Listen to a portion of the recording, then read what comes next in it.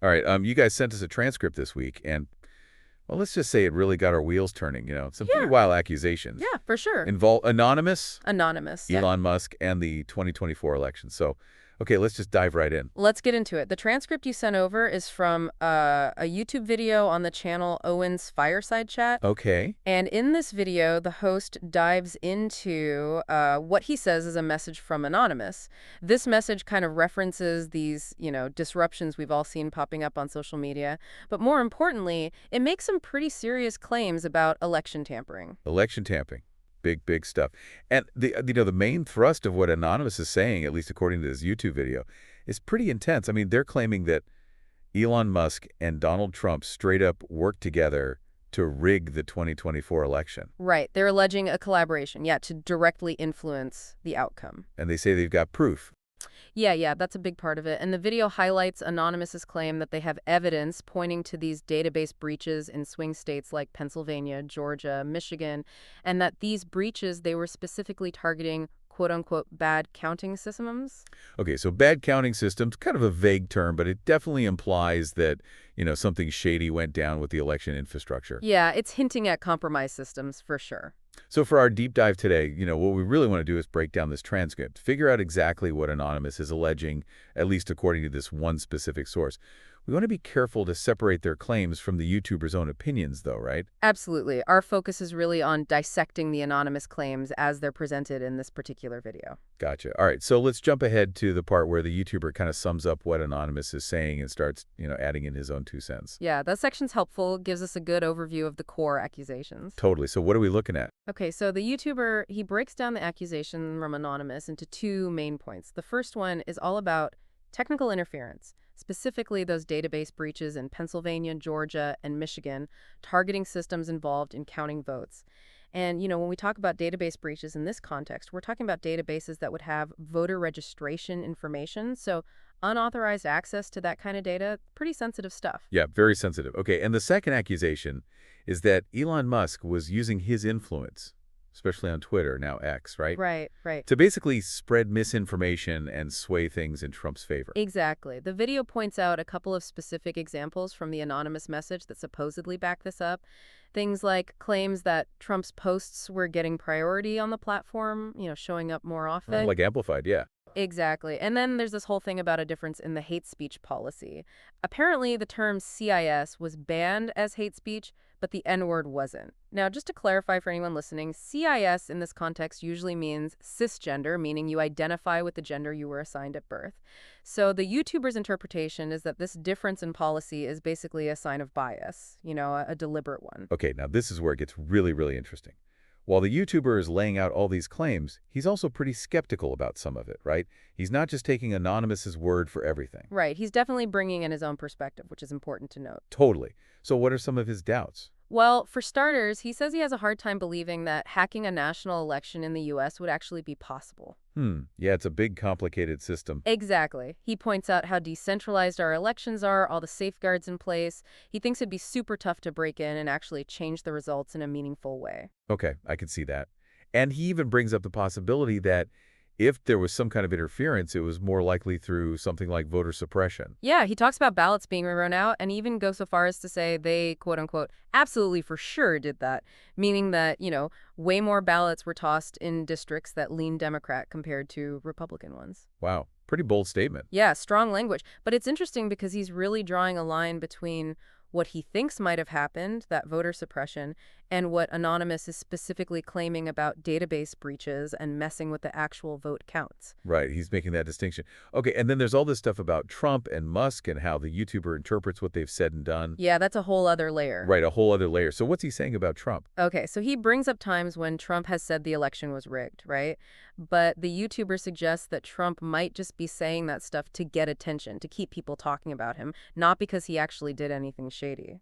Playing the media game. Exactly. He calls it plausible deniability. Like, Trump can always say he was just joking or whatever, even if something did happen. Okay, and what about Musk? That's the part that really caught my eye. Yeah, so there's this moment in a Tucker Carlson interview with Musk where Musk's kid is there, right? Right, his child is there. Yeah, and there's a short exchange, and the video mentioned that the subtitles for this part are kind of questionable, but Musk seems to say something about SpaceX and, quote unquote, quietly just do whatever we want. So the YouTuber thinks this was probably just an offhand comment, nothing to do with election hacking, especially not in front of his kid. Okay, but wouldn't that be a weird thing to say offhand? I mean, especially if you're Elon Musk and every word you say is going to be scrutinized. Right, and what's even weirder is that this whole exchange was later taken out of the original Tucker Carlson interview. What?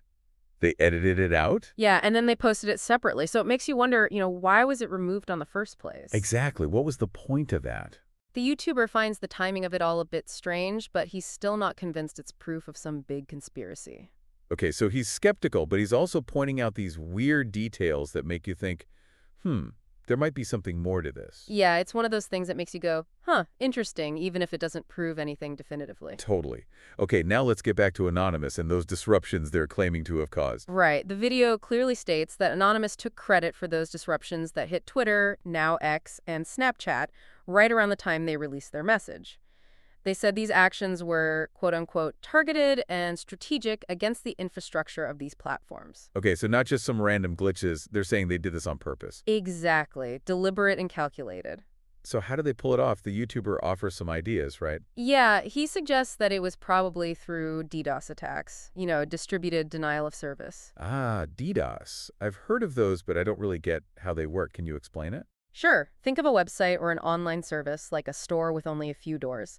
A DDoS attack is basically like a mob of fake customers all trying to barge in through those doors at the same time. Oh, I get it. They overload the system. Exactly. They flood the server with tons of requests from a bunch of different computers all at once. So the server can't keep up, it can't respond to the real users, and the whole service crashes. Like a digital traffic jam.